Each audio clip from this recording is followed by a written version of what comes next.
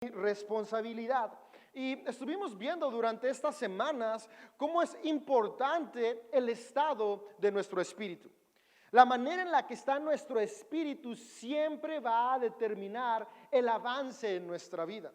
Pudimos ver desde la parte 1 de esta serie que el espíritu es el neuma, es el motor que nos permite avanzar. Es esa energía interna que cada ser humano tiene que nos lleva a avanzar. Y esa energía interna que tenemos es Dios mismo, la imagen de Dios, el aliento de Dios en nuestras vidas. Pero ese espíritu que Dios nos ha dado, tenemos que cuidarlo y nos tenemos que responsabilizar de él. Y yo quiero animarte a que puedas seguir en línea los mensajes que dimos con anterioridad. Por ahí puedes encontrar muy buenos mensajes por nuestro pastor José López, Chuy González. También el miércoles pasado estuvimos en una nueva formato donde tuvimos 3 mensajes cortos, donde también dio un mensaje increíble Miriam. Puedes buscarlos tanto en Spotify, Apple Podcast, SoundCloud, o si quieres revivirlos en video en YouTube. Ahí puedes ver toda esta serie que te animo a que puedas estar revisando, donde estuvimos viendo lo importante de responsabilizarnos de nuestro espíritu. Y yo estoy muy contento de que el día de hoy voy a poder cerrar junto con ustedes esta serie. Y uno de los versos claves que estuvimos viendo está en Proverbios 25-28. Y te voy a leer la versión Nueva King James. Está en inglés, pero hicimos la traducción, así que por ahí también la vas a poder ver en pantalla. Y lo que dice este verso, dice: quien no tiene control sobre su espíritu es como una ciudad destruida, sin murallas que la protejan. Otras versiones lo traducen: quien no tiene control de su carácter. Y esto nos permite ver de una manera muy amplia que nuestro espíritu está 100% relacionado con nuestro carácter. Y esto me gusta porque el espíritu no podemos verlo. Nuestro espíritu no podemos como llegar al espejo y decir: ¿qué tal está mi espíritu? No, yo puedo llegar al espejo y decir: ¿qué tal está mi peso? Pero no puedo decir qué tal está mi espíritu. Puedo ver y ver qué tan joven o qué tan no tan joven me veo, de acuerdo a qué tantas entradas tengo ya o canas que empiezan a aparecer, pero no puedo ver cómo está mi espíritu. Nuestro espíritu no se ve. Entonces, ¿cómo vamos a medir algo que no vemos? Durante esta serie estuvimos viendo cómo nuestro espíritu está 100% correlacionado con nuestro carácter. Y nuestro carácter es una muy buena herramienta para darnos cuenta si nuestro espíritu está sano y fuerte o no está sano y fuerte. Y la única manera de tener algo en nosotros sano y fuerte es responsabilizándonos de él. De lo que no eres responsable no puede estar sano. Todo lo sano está sano, vaya la redundancia, porque alguien se responsabilizó. Y el único que puede responsabilizarse de tu espíritu eres tú mismo. El único que se puede responsabilizar de mi espíritu soy yo. Por eso esta serie es así: mi espíritu, mi responsabilidad. Y hay un proverbio más que quisiera leerte y ese va a ser clave para nuestro mensaje de cierre el día de hoy. Y está en Proverbios 20-27. Dice así la traducción, Nueva Traducción Viviente: el espíritu humano es la luz del Señor y pone al descubierto cada intención oculta. Me encanta cómo el que escribió este proverbio nos deja ver de una manera muy clara que nuestro espíritu funciona como una luz que el Creador ha puesto en nosotros para podernos dar cuenta cómo estamos. Y el ser humano es increíble. A mí me apasiona el estudio de nuestra especie, ver cómo hemos ido evolucionando a través de los miles y miles de años hasta transformarnos en las personas y en los seres humanos tan capaces que hoy somos. Es increíble el avance que la humanidad ha logrado a través de los distintos milenios que tenemos en esta tierra.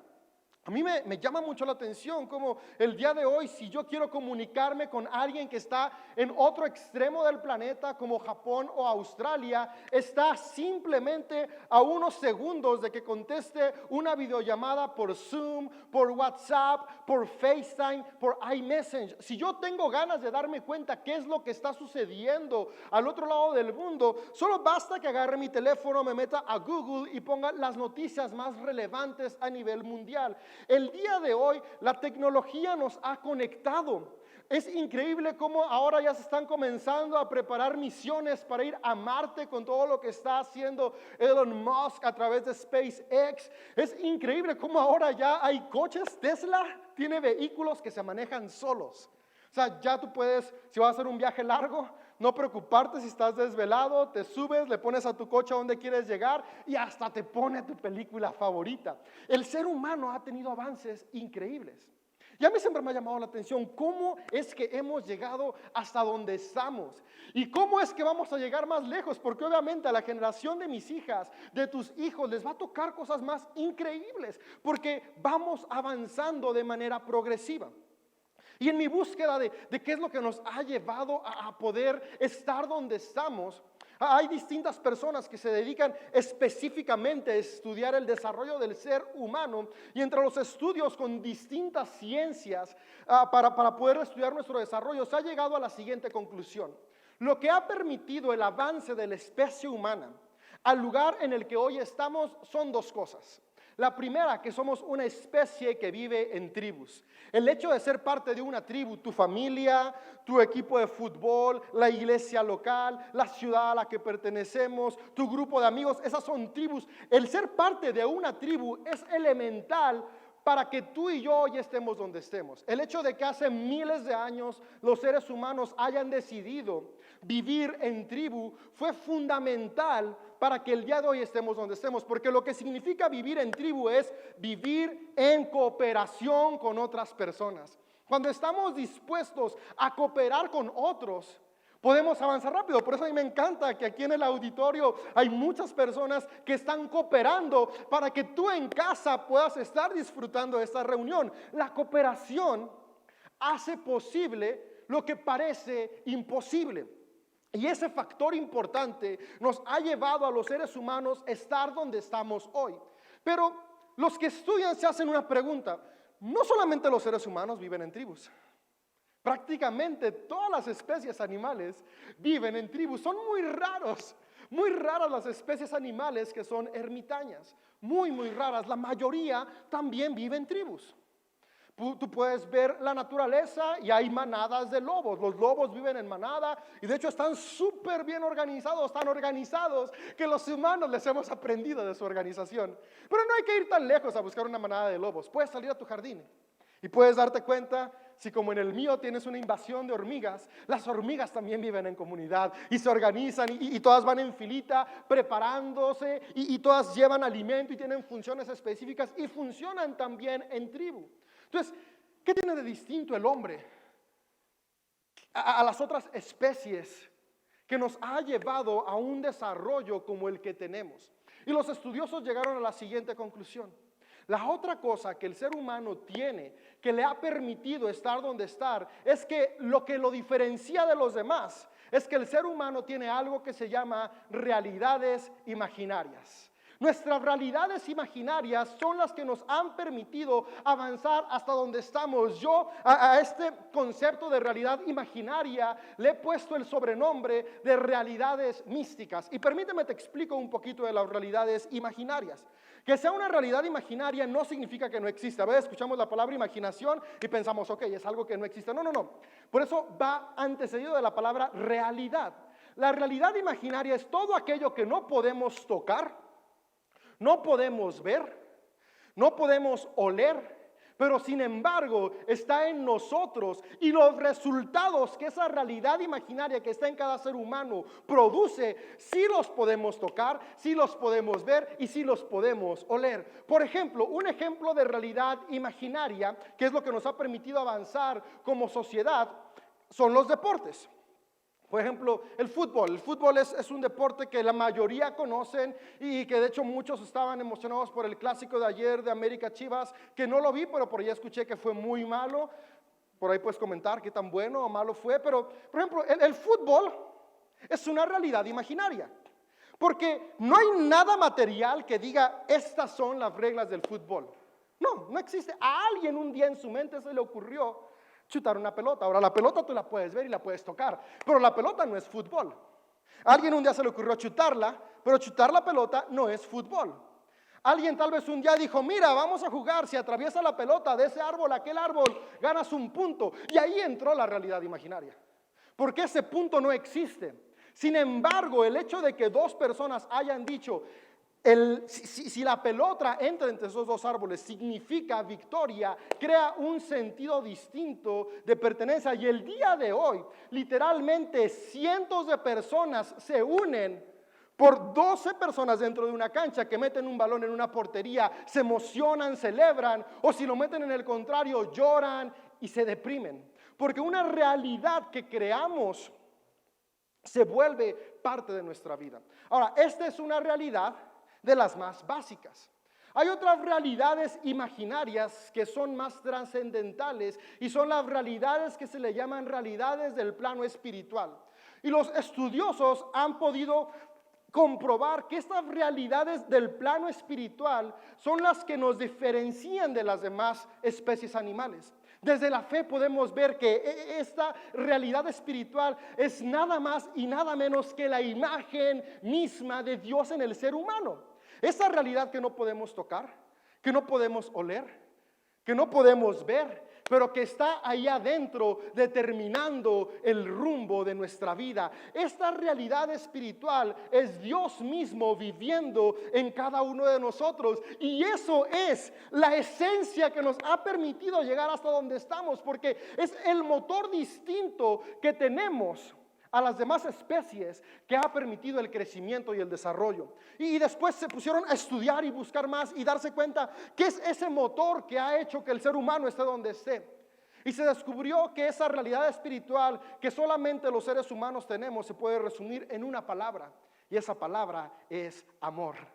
El ser humano tiene amor, y cuando el ser humano vive en tribu, y no solamente trabaja de manera colectiva, sino que trabaja de manera colectiva movido por amor, es que tiene avance, es que tiene crecimiento y es que puede avanzar, porque el amor es Dios mismo y Dios siempre está creando, Dios siempre está trayendo vida y Dios siempre va de lo bueno a lo mejor. Por eso podemos ver el universo que siempre está avanzando y creciendo, porque es un reflejo de Dios. Por eso puedes ver tu vida que tiene oportunidad cada día de seguir creciendo y avanzando, y ese amor en nosotros es nuestro espíritu.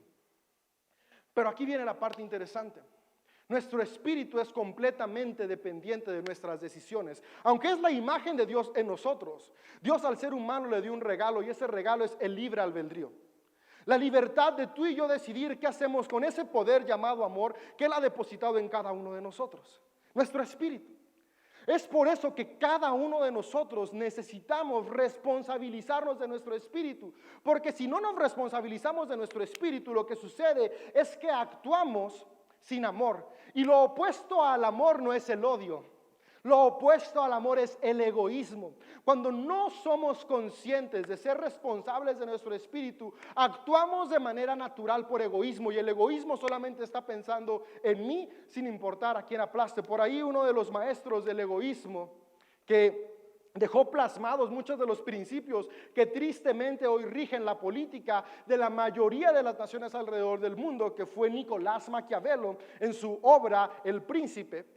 Dice, el fin justifica los medios. Esta es una palabra muy egoísta, porque lo que está diciendo es, no me importa qué tenga que hacer, a quién tenga que aplastar, de quién tenga que abusar, a quién tenga que oprimir, con tal de que yo esté contento y feliz.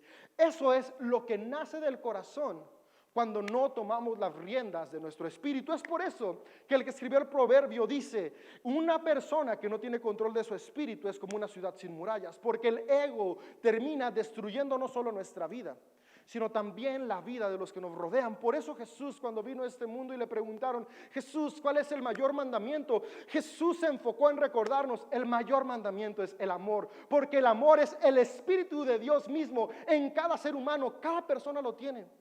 Tú tienes el Espíritu de Dios en tu vida porque fuiste creado a imagen y semejanza de Dios. No importa si crees en Él o no crees en Él, no importa si eres bueno o malo, no importa tus decisiones del pasado. Lo que importa es que fuiste hecho a imagen de Dios y tienes su Espíritu, su esencia en ti. Y hoy todos podemos determinar cambiar el rumbo de nuestra vida si tomamos riendas de nuestro espíritu y empezamos a actuar por amor en lugar de actuar por egoísmo. Jesús, cuando estuvo en la tierra, habló de algo que se llama el reino de los cielos. Y muchos tendían a pensar cuando Jesús hablaba del reino de los cielos en un reino terrenal. Y es natural, si estudiamos la historia podemos ver que la región de Judea en ese entonces estaba bajo la opresión del imperio romano. Y antes de eso habían estado bajo la opresión del imperio griego. Y antes de eso habían estado bajo la opresión del imperio asirio. Y antes de eso bajo la opresión de los babilonios. Por lo tanto, durante varios cientos de años, el anhelo que había estado en su corazón era la libertad. Entonces, cuando ven en Jesús una figura de alguien que viene a ofrecer un nuevo reino, muchos imaginaban un reino terrenal, pero Jesús vino a decir, no es un reino como el que ustedes creen, es un reino distinto. Sin embargo, sí es un reino para aquí en la tierra. Porque también muchas veces llegamos a pensar, e incluso yo llegué a decir, creo hace unos años, el reino de Dios no es aquí, es cuando estemos en la eternidad. Pero entre más conozco a Dios, más cuenta me doy de lo limitado que estaba mi capacidad. Y me voy dando cuenta que Jesús nunca habló de que el reino iba a venir en un futuro.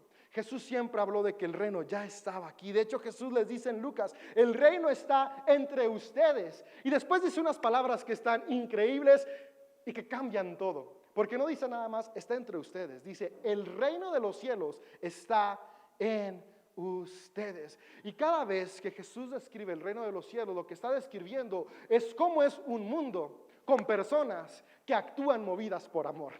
Eso es el reino de los cielos.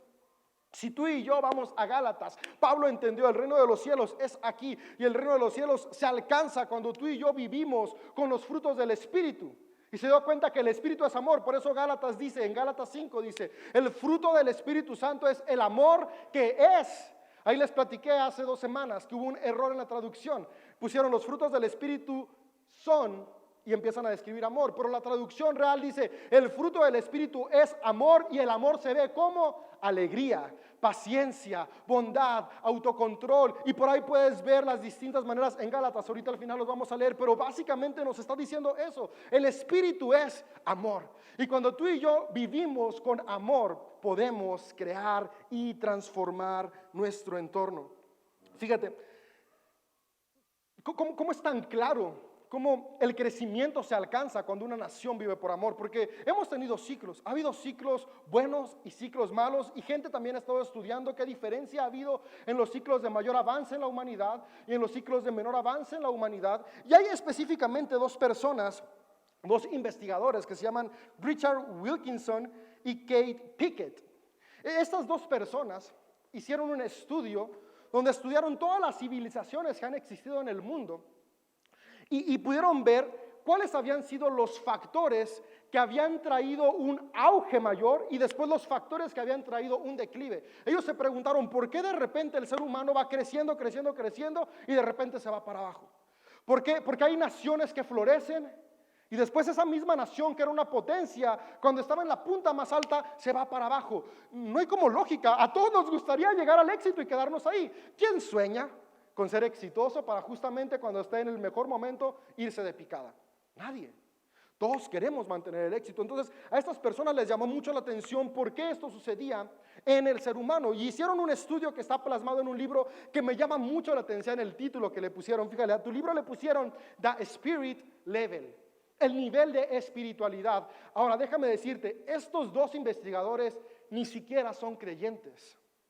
Son agnósticos, no tienen una religión alguna, no profesan ninguna religión. Sin embargo, ellos le pusieron a su libro el nivel espiritual, porque ellos son conscientes de que el espíritu no tiene que ver con la religión que profesas. El espíritu tiene que ver con cómo tú fuiste diseñado como humanidad, y toda la humanidad tiene el diseño divino. Y si Dios es espíritu y tú y yo fuimos creados a su imagen, por lo tanto tenemos espíritu. Pero ellos descubrieron algo más, descubrieron que nuestro espíritu determina el nivel de las naciones. Y lo que dice su estudio, y estudiaron todo lo que tenían disponible, desde la antigua, las civilizaciones más antiguas posibles en Sumeria, en el área de Levante, hasta nuestros días.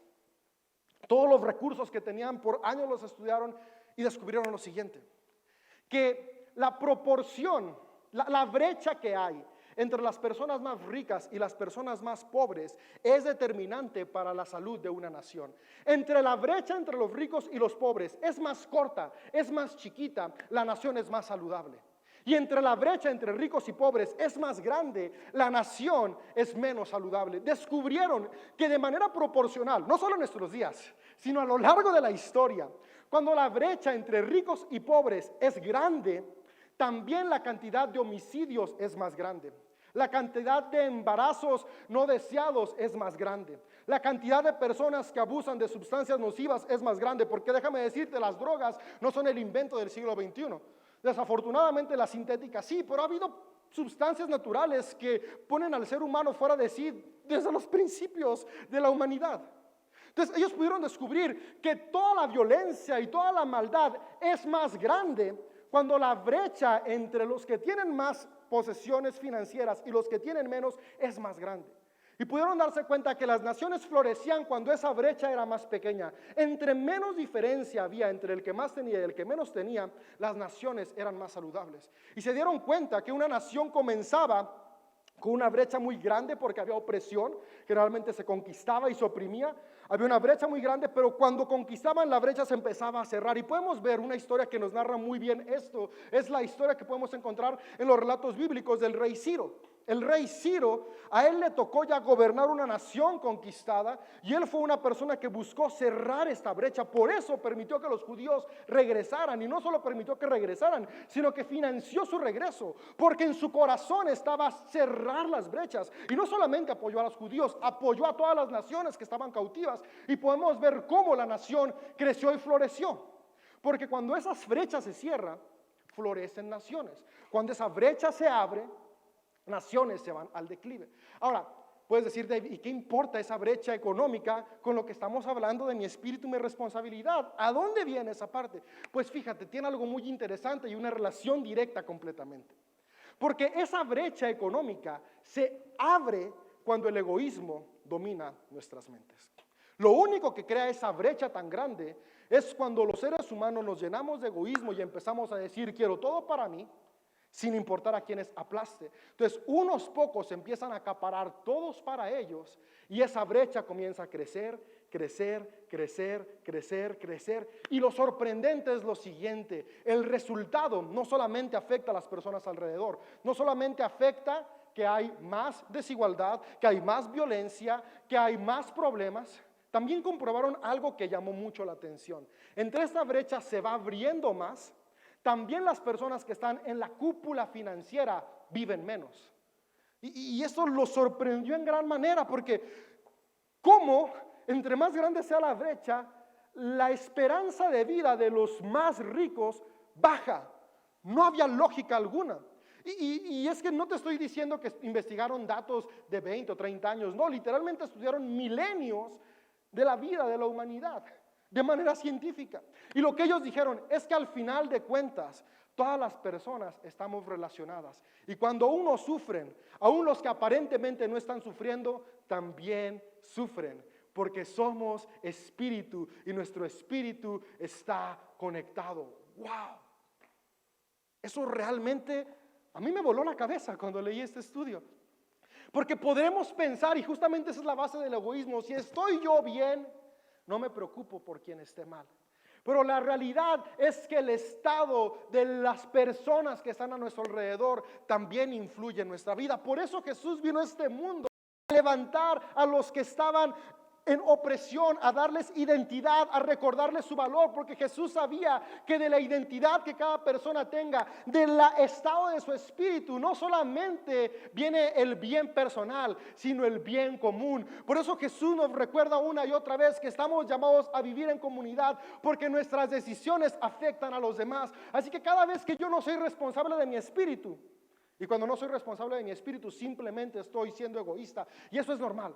Cualquier persona, todos los seres humanos tenemos el egoísmo dentro, y es contra lo que luchamos cada día. Cuando yo no soy responsable de eso, no solamente afecto mi vida o la vida de los que están a mi alrededor, afecto la vida de todos los que están al lado mío, todos los que están en mi ciudad, y mi granito de arena contribuye también a lo que sucede en mi mundo. Es por eso que creo que la iglesia es la esperanza de la humanidad, porque la iglesia, su objetivo es recordarnos que estamos en este mundo. ¿Para qué? Para amar. Y cuando amamos nos volvemos responsables de nuestro espíritu, y si somos responsables de nuestro espíritu podemos crear comunidades justas, de cooperación, comunidades en las cuales nos amamos, nos respetamos, nos damos palabras de aliento, comunidades donde no estoy pensando en cómo tengo más, sino que estoy pensando cómo estoy mejor yo para que los demás a mi alrededor también estén mejor. Y eso es el reino de los cielos en la tierra. Un lugar donde hombres y mujeres somos responsables de nuestro espíritu, es decir, un lugar en el cual vivimos movidos por amor. Fíjate, Jesús cuando habló del reino de los cielos, siempre habló del reino de los cielos en parábolas. Y una de las parábolas que Jesús dijo es que el reino de los cielos es como una semilla. Y una semilla es algo que siembras que trae fruto. El amor que hay en cada uno de nosotros, ese espíritu que está en nosotros, es una semilla. Y una semilla solamente puede crecer si alguien se hace responsable de ella. Déjame decirte, la semilla de amor que hay en ti, la semilla del Espíritu de Dios que hay en ti, solamente va a florecer si tú y yo nos hacemos responsables de ella. Si tú y yo no tomamos responsabilidad de ella, no va a florecer. Y yo hoy quiero animarte, yo hoy estoy creyendo por hombres y mujeres aquí en este auditorio y atrás de cada pantalla que vamos a tomar responsabilidad de nuestro espíritu. Hay 6 cosas que quisiera decirte que nos van a ayudar a ser responsables de nuestro espíritu, porque qué bonito, ¿no? Todos queremos ser responsables de él, tal vez después de estos minutos y después de darnos cuenta de la importancia que tiene en nuestras vidas. Pero ¿cómo le hago? ¿Cómo llego ahí? Fíjate, también hay varias cosas muy claves. Si el espíritu es nuestro carácter y es nuestras emociones, es nuestra integridad, es cómo manejamos lo que tenemos dentro. Hay 6 características que tú y yo podemos aplicar en nuestro día a día que nos van a ayudar a tener un espíritu sano y fuerte.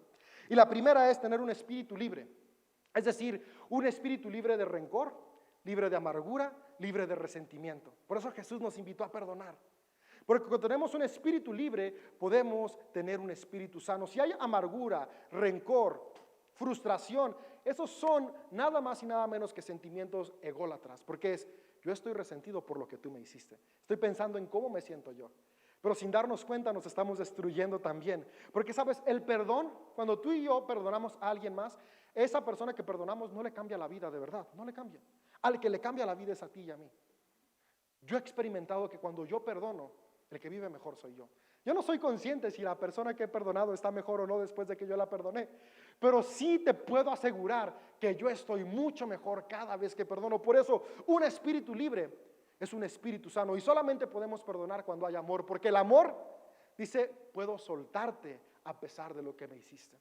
Si tú y yo somos conscientes que hay amor en nosotros, podemos tener un espíritu libre, y un espíritu libre contribuye a que avance tu vida y las de los que están a tu alrededor. Segunda cosa, un espíritu enseñable. Si no somos enseñables, si no tenemos un espíritu humilde, dispuesto a aprender, no podemos avanzar. Y solamente podemos ser enseñables cuando hay amor. Porque lo opuesto a ser enseñables es ser orgulloso. Y una persona orgullosa, de nuevo, es alguien que se deja llevar por el ego. Y el ego dice, yo ya sé todo, yo puedo solo, yo no necesito a nadie. Eso es ego, yo. Fíjate, yo. Muy fácil, ¿qué es ego? Todo lo que gire el centro a ti.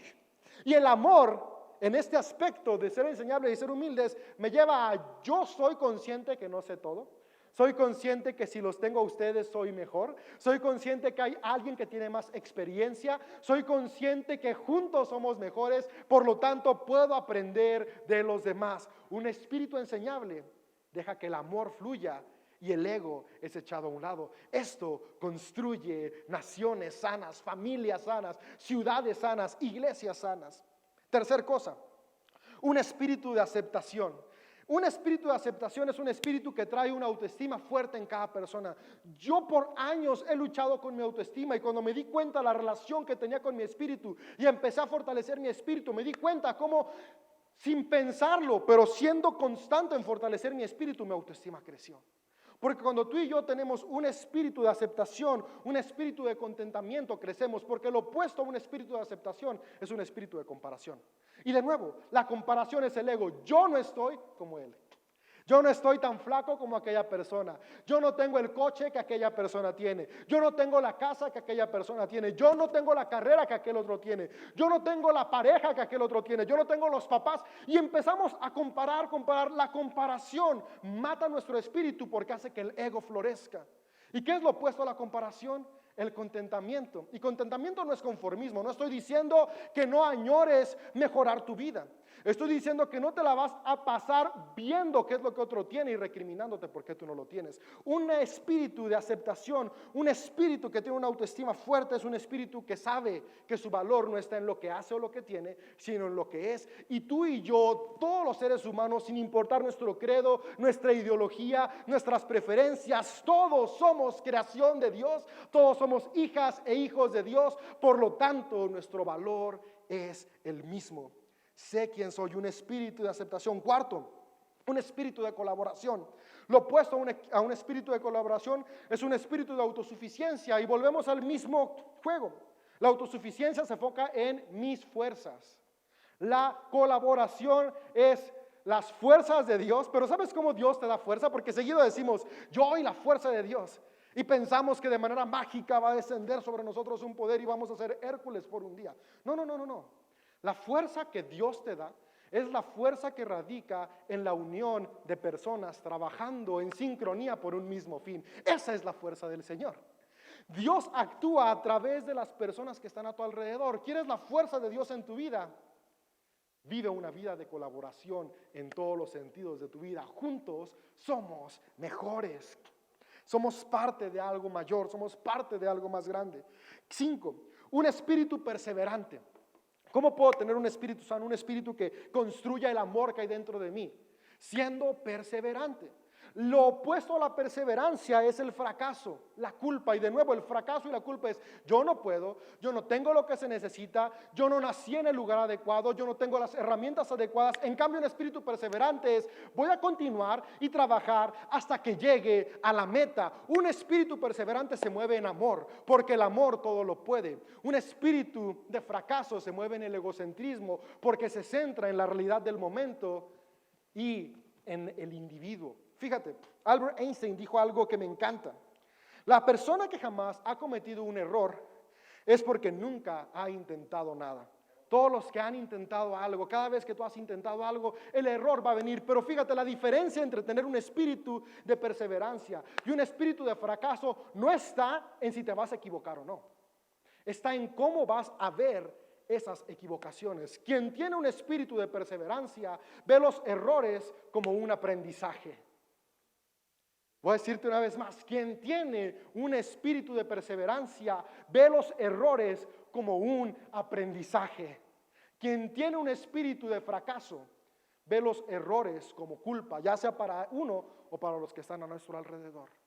Que tú y yo hoy podamos ver cada fracaso que atravesamos, no como un error, no como el fin de nuestros días, sino como un aprendizaje que nos va a llevar a avanzar. Por eso se dice que aquella persona que vive con un espíritu responsable, lo peor que le puede pasar es que vive aprendiendo constantemente.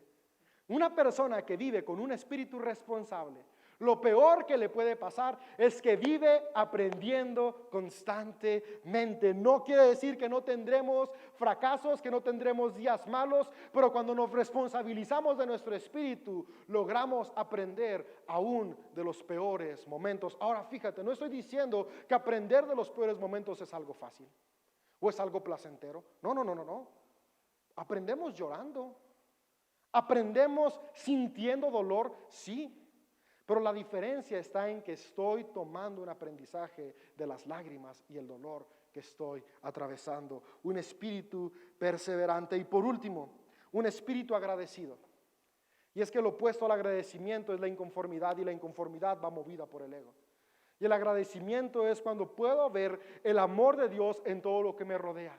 Agradezco que hay un sol que me da calor. Agradezco que hay aire a mi alrededor. Agradezco que hay personas cerca de mí. Agradezco que tengo un trabajo. Agradezco que tengo una familia. Agradezco cada cosa, y eso solamente se puede lograr cuando permitimos que el amor de Dios dentro de nosotros florezca. Y el amor es el espíritu mismo de Dios en nosotros.